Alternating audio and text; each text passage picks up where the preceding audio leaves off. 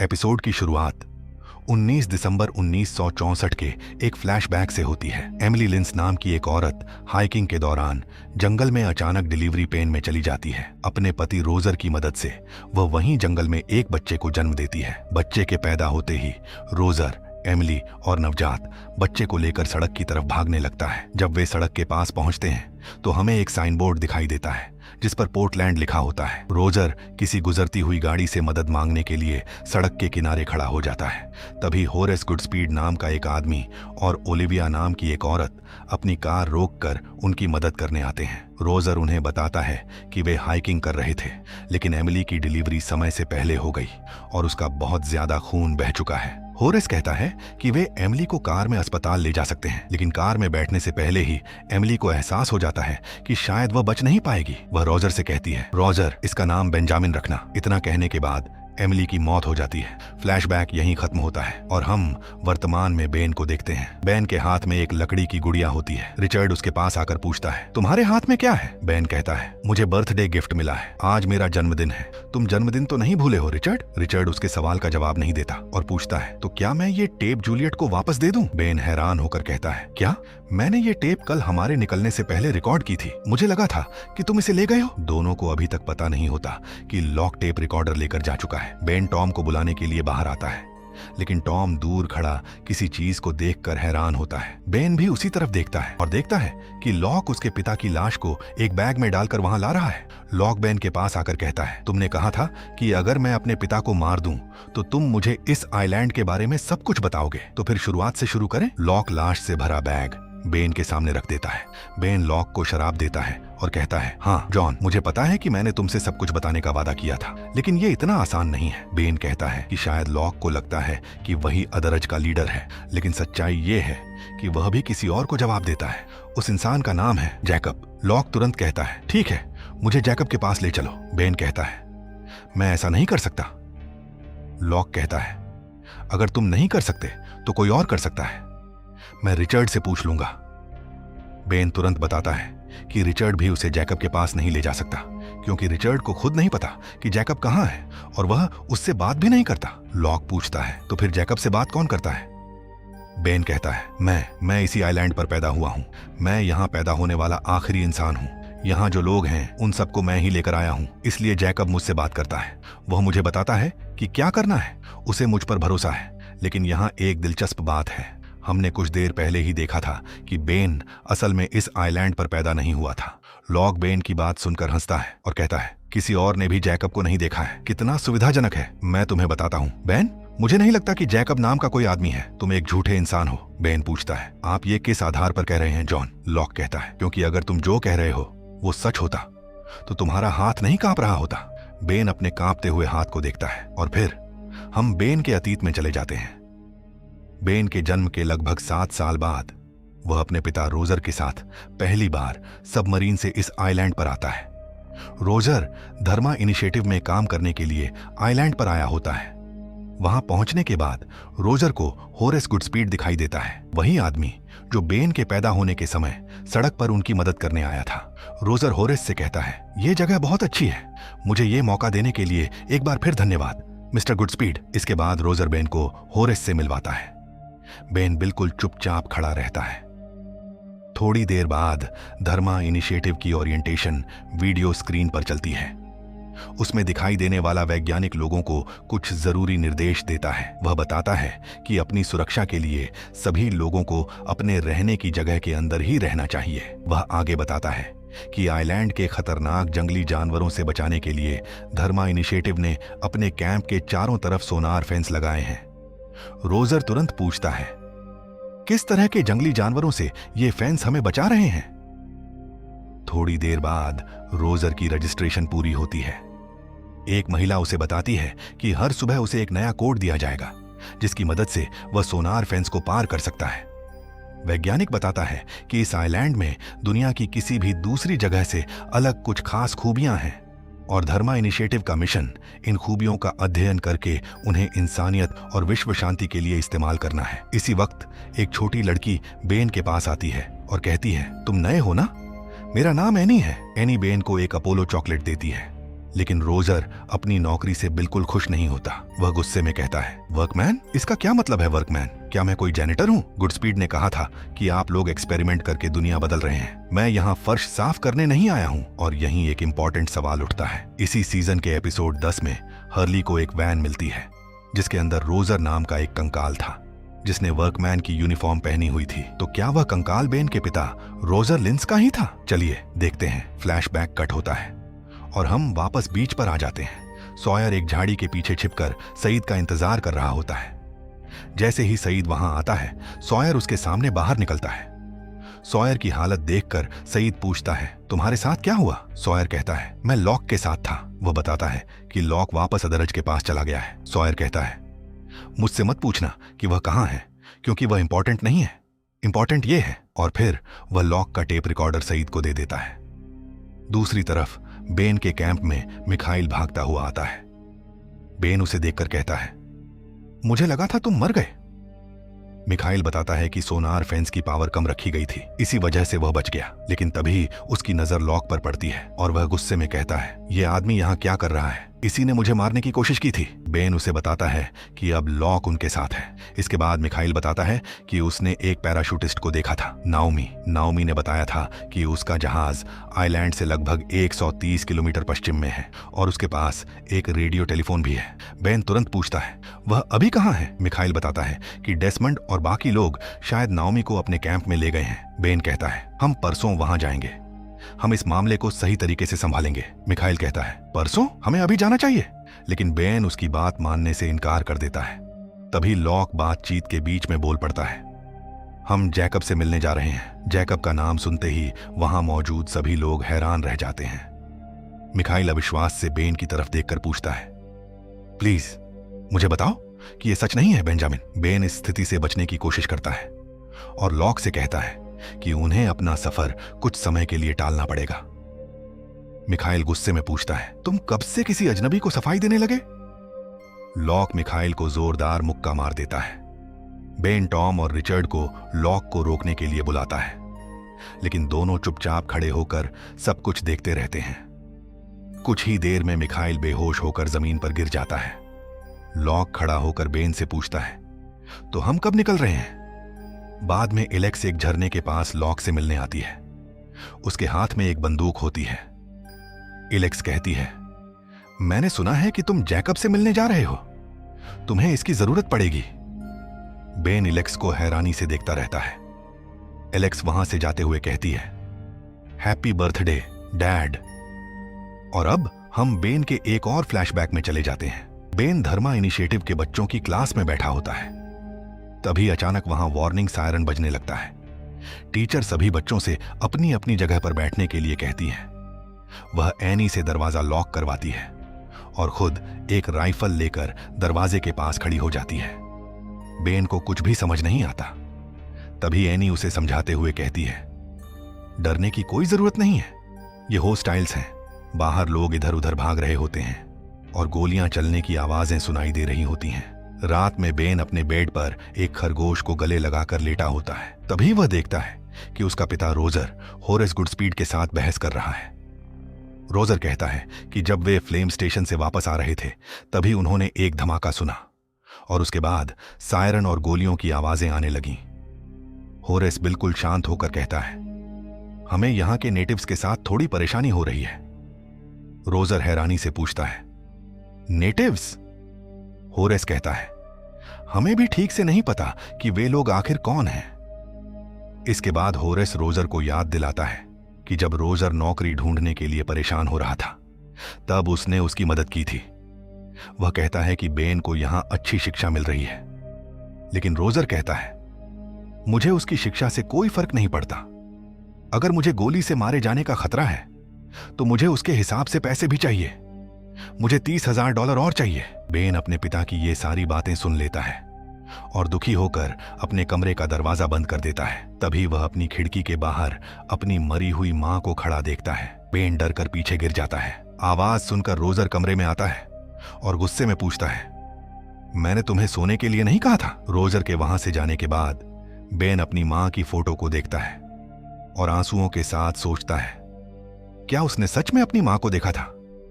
Flashback यहीं खत्म होता है। अब हम वापस बीच पर आते हैं। सईद और सॉयर जूलियट के टेंट में उसे ढूंढने के लिए आते हैं, लेकिन जूलियट वहां नहीं होती। तभी केट वहां आती है और बताती है कि जब उसने जैक को नाओमी के बारे में बताया तो जैक जूलियट को लेकर वहां से चला गया। सॉयर हैरानी से पूछता है, नाओमी कौन है? सईद केट से गुस्से में कहता है, तुमने ऐसा क्यों किया केट? केट जैक का बचाव करते हुए कहती है कि नाओमी घायल है और जैक एक डॉक्टर है, इसलिए उसे सच्चाई जानने का पूरा हक है। सईद जैक को ढूंढने के लिए वहां से चला जाता है। केट बाकी लोगों को नाओमी के बारे में बताने की बात करती है। तभी सईद सॉयर से कहता है, उसे टेप सुना दो। रात में बीच पर सभी लोग नाओमी के आसपास इकट्ठा होते हैं। क्लेयर पूछती है, क्या दुनिया को लगता है कि हम मर चुके हैं? सईद कहता है, ये मुख्य मुद्दा नहीं है। सन गुस्से में पूछती है, तुम्हारा क्या मतलब है कि ये इंपॉर्टेंट नहीं है? तभी नाओमी उन्हें याद दिलाती है, क्या आप लोगों को यहां से बाहर निकलने की कोई इच्छा नहीं है? सईद बताता है कि नाओमी को जैक से बचाने के लिए उन्होंने उसे बाकी लोगों से छिपा कर रखा था। वह कहता है कि जैक एक हफ्ते तक अदरज के साथ रहा था और उनमें से एक आदमी को यहां कैंप में भी लेकर आया था। जब भी वे जूलियट से जवाब जानने की कोशिश करते, जैक उन्हें रोक देता था। सन जैक का बचाव करते हुए उसकी तरफ से बात करती है। तभी सॉयर जूलियट की रिकॉर्ड की हुई टेप सभी को सुनाता है। टेप में जूलियट बताती है कि सन प्रेग्नेंट है और 2 दिनों के अंदर उसके टेंट को मार्क करना है। अगर कोई और प्रेग्नेंट महिला है तो उसके टेंट को भी मार्क करना है। जूलियट ये भी बताती है कि अदर्ज 3 टीमों में आकर उन सभी महिलाओं को अपने साथ ले जाएंगे। इसी दौरान जैक और जूलियट वहां पहुंच जाते हैं। जैक सॉयर से पूछता है, तुम्हें ये टेप कहां से मिला? सॉयर गुस्से में कहता है, क्या तुम्हें लगता है कि इस समय तुम हमसे सवाल करने की स्थिति में हो? जूलियट बीच में आकर कहती है, टेप दोबारा चलाओ। टेप फिर से चलाया जाता है और अब सभी लोगों को पूरी सच्चाई पता चल जाती है। सईद जैक से पूछता है, तुमने हमें यह सब पहले क्यों नहीं बताया? जैक जवाब देता है, क्योंकि मैंने अभी तक तय नहीं किया था कि मुझे इस मामले में क्या करना चाहिए। अब हम फिर से बेन के फ्लैशबैक में चले जाते हैं। बेन अपने खरगोश के साथ सिक्योरिटी फेंस के पास पहुंचता है। वह डीएक्टिवेशन कोड डालकर फेंस को बंद कर देता है। इसके बाद वह खरगोश को फेंस के दूसरी तरफ छोड़कर देखता है कि वह सुरक्षित है या नहीं। जब उसे यकीन हो जाता है कि खरगोश को कुछ नहीं हुआ, तो बेन खुद भी फेंस को पार करके दूसरी तरफ चला जाता है। इसके बाद वह जंगल में अपनी मां को ढूंढते हुए जोर जोर से उनका नाम पुकारने लगता है। तभी उसकी मुलाकात रिचर्ड से होती है। रिचर्ड उससे पूछता है, क्या तुम रास्ता भटक गए हो? बेन पूछता है, क्या आप होस्टाइल्स में से हैं? रिचर्ड उससे पूछता है, तुम्हारा नाम क्या है? बेन जवाब देता है, बेन। बेन बताता है कि वह अपनी मां को ढूंढने के लिए घर से भागकर आया है। वह कहता है कि जब वह पैदा हुआ था तभी उसकी मां की मौत हो गई थी, लेकिन अभी उसने उन्हें जंगल में देखा और उन्होंने उससे कहा कि अभी उनके साथ जाने का समय नहीं आया है। रिचर्ड उसे वापस जाने के लिए कहता है, लेकिन बेन कहता है, मुझे वापस नहीं जाना, मुझे वहां नफरत है, मुझे अपने साथ ले चलो। रिचर्ड कहता है, अगर तुम सच में ये चाहते हो तो तुम्हें बहुत धैर्य रखना होगा। फ्लैशबैक खत्म होता है। प्रेजेंट में बेन लॉक को जंगल के एक पुराने घर के सामने लेकर आता है। बेन लॉक से टॉर्च बंद करने के लिए कहता है और एक लालटेन जलाता है। घर के अंदर जाने से पहले बेन लॉक से पूछता है, मैं ये दरवाजा खोलने के बाद वापस नहीं जा सकता? क्या आप पक्के तौर पर यह करना चाहते हैं? दोनों घर के अंदर जाते हैं। बेन एक कुर्सी की तरफ देखता है और कहता है, जैकब, ये जॉन है, क्या आप जॉन को हेलो नहीं बोलेंगे? लॉक को वहां कोई दिखाई नहीं देता। वह पूछता है, क्या? कौन? तुम क्या बोल रहे हो? बेन कहता है, आपको वो दिखाई नहीं दे रहा? वो इसी कुर्सी पर बैठे हैं। बेन कहता है कि आइलैंड के सारे रहस्य इसी जगह पर हैं और जैकब ही वो इंसान है जो हर सवाल का जवाब दे सकता है। लॉक गुस्से में कहता है, तुम पागल हो, जैकब नाम का कोई आदमी नहीं है, तुम सब कुछ बना रहे हो। लॉक वहां से जाने लगता है। तभी एक गहरी और रहस्यमयी पुरुष आवाज सुनाई देती है, मेरी मदद करो। लॉक वहीं रुक जाता है। वह बेन से पूछता है, तुमने क्या कहा? बेन कहता है, मैंने कुछ नहीं कहा। लॉक कहता है, तुमने कहा, मैंने सुना। अचानक पूरा घर हिलने लगता है, कुर्सी हिलने लगती है, सामान हवा में उड़ने लगता है और लालटेन जमीन पर गिर जाती है।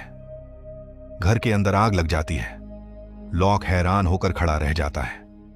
बेन कुर्सी को रोकने की कोशिश करता है, लेकिन कोई अदृश्य ताकत उसे उठाकर दीवार से दे मारती है। एक पल के लिए लॉक और हमें भी कुर्सी पर एक रहस्यमयी आकृति की झलक दिखाई देती है। लॉक अपनी जान बचाकर घर से बाहर भाग जाता है। कुछ देर बाद सब कुछ शांत हो जाता है और बेन भी घर से बाहर आ जाता है। अगले दिन वापस जाते समय लॉक बेन से पूछता है, कल रात वो क्या था? बेन कहता है, वो जैकब था। फिर बेन लॉक से पूछता है, आपने क्या सुना जॉन? जैकब ने आपसे क्या कहा? लॉक कहता है, उसने मुझसे कुछ नहीं कहा। फिर लॉक बेन से कहता है, तुमने ही कहा था कि जैकब नाम का कोई आदमी नहीं है। बेन, कल रात तुम्हारी एक्टिंग देखकर मैं तुम्हारी बातों पर बिल्कुल विश्वास नहीं करता। तुम एक धोखेबाज हो। अब तुम्हारे लोगों को ये सच पता चलना चाहिए। बेन कहता है, असल में जॉन आप गलत नहीं कह रहे हैं। मैंने आपसे कुछ बातें और बाकी लोगों से कुछ और बातें कही थी जो सच नहीं थी। सबसे पहले मैं इस आइलैंड पर पैदा नहीं हुआ था। लॉक पूछता है, फिर तुम कहां से आए थे? बेन कहता है, वही तो मैं तुम्हें दिखाने वाला हूं। और वह लॉक को एक दूसरे रास्ते से लेकर जाने लगता है। अब हम बेन के एक और फ्लैशबैक में जाते हैं। कई साल बाद बेन अब धर्मा इनिशिएटिव में काम करने वाला एक जवान आदमी बन चुका होता है। अपने पहले जन्मदिन पर मिली लकड़ी की गुड़ियों को देखकर बेन उन्हें अपने बैग में रखता है और बाहर आता है। वह अपने पिता के पास जाकर उन्हें याद दिलाता है कि आज उसका जन्मदिन है। बेन कहता है, मुझे लगा था कि इन सालों में कभी तो आपको मेरा जन्मदिन याद रहेगा। मुझे नहीं पता कि मैं खुद को बेवकूफ क्यों बना रहा हूं। तब रोजर कहता है, आज सुबह हमें यह सामान पर्ल स्टेशन तक पहुंचाना है। उसके बाद क्यों ना हम उस पहाड़ी के ऊपर जाकर बियर पिए और थोड़ा पिता बेटे का समय बिताएं। बेन ये सुनकर खुश हो जाता है। रोजर अपनी वैन से बेन को लेकर पहाड़ी के ऊपर जाता है। वहां बेन अपने पिता से पूछता है, क्या आपको लगता है कि मां की मौत मेरी गलती थी? रोजर लापरवाही से कहता है, मुझे क्या पता। बेन बार बार अपनी घड़ी की तरफ देखता है। रोजर पूछता है, तुम बार बार घड़ी क्यों देख रहे हो? आज कोई खास तारीख है क्या? चलो तुम्हारी तसल्ली के लिए कह देता हूं, अगले साल मैं पक्का तुम्हारा जन्मदिन याद रखने की कोशिश करूंगा। बेन कहता है, मुझे नहीं लगता कि ऐसा होगा। फिर बेन कहता है, डैड आपको पता है मैं और मां आपको उतना ही मिस करते थे जितना आप हमें, लेकिन फर्क सिर्फ इतना है कि मुझे याद है कि मुझे हमेशा आपको भी सहना पड़ा और उसके लिए बहुत धैर्य चाहिए था। Good bye dad. बेन अपने चेहरे पर गैस मास्क पहन लेता है और वैन के अंदर जहरीली गैस छोड़ देता है। कुछ ही पलों में रोजर जहरीली गैस सांस के साथ अंदर ले लेता है। उसकी नाक से खून निकलने लगता है और वह वहीं मर जाता है। उसके बाद बेन बैरक्स में वापस आता है। वहां धर्मा इनिशिएटिव के सारे सदस्य भी इसी जहरीली गैस की वजह से मरे हुए होते हैं। रिचर्ड और उसके लोग वहां पहुंचते हैं। रिचर्ड अपना मास्क हटा देता है और बेन भी अपना मास्क उतार देता है। रिचर्ड के लोग सभी डेड बॉडीज को वहां से हटा रहे होते हैं। रिचर्ड बेन से पूछता है, क्या हम उसके पिता की बॉडी लेने जाएं? बेन कहता है, नहीं, उसे वहीं पड़ा रहने दो। हाँ, ये वही बॉडी थी जो हमने एपिसोड 10 में हर्ली की वैन में देखी थी। यानी हर्ली को जो रोजर नाम का स्केलेटन मिला था वह असल में बेन के पिता रोजर लिंस का ही था। फ्लैशबैक यहीं कट होता है। बेन लॉक को धर्मा इनिशिएटिव के उन सदस्यों की मास ग्रेव दिखाता है जहां कई बॉडीज अब स्केलेटन में बदल चुकी होती हैं। बेन कहता है, यहीं से मैं आया हूं जॉन, ये मेरे लोग हैं। धर्मा इनिशिएटिव दुनिया के रहस्यों को खोजने के लिए यहाँ आई थी, लेकिन वे आइलैंड के असली निवासियों के साथ मिलकर नहीं रह सके। जब हालात ऐसे हो गए कि एक ग्रुप को खत्म होना ही था तो मुझे एक ग्रुप को पूरी तरह खत्म करना पड़ा और मैंने वही किया जो मुझे करना था। बेन गर्व से कहता है, मैं उन लोगों में से था जो इतने स्मार्ट थे कि इस कब्र में नहीं पहुंचे। इसका मतलब यह है कि मैं तुमसे ज्यादा स्मार्ट हूं जॉन। लॉक बेन की बात समझ जाता है और उसकी तरफ बढ़ने की कोशिश करता है, लेकिन उससे पहले ही बेन लॉक को गोली मार देता है। लॉक सीधे उस कब्र में गिर जाता है। बेन उससे पूछता है, जैकब ने तुमसे क्या कहा? लॉक दर्द में पूछता है, तुमने मेरे साथ ऐसा क्यों किया? बेन कहता है, क्योंकि तुमने उसकी आवाज सुनी। अब मुझे जानना है कि उसने तुमसे क्या कहा। लॉक कहता है, उसने कहा मेरी मदद करो। बेन कहता है, तो मुझे उम्मीद है कि वह तुम्हारी मदद करेगा जॉन।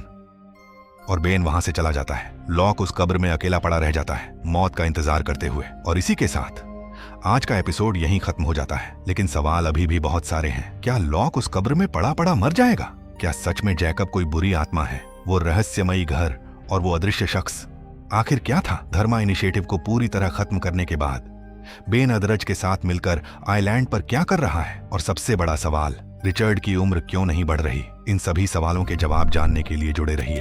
कहानी अभी जारी है। तब तक स्टे लव्ड।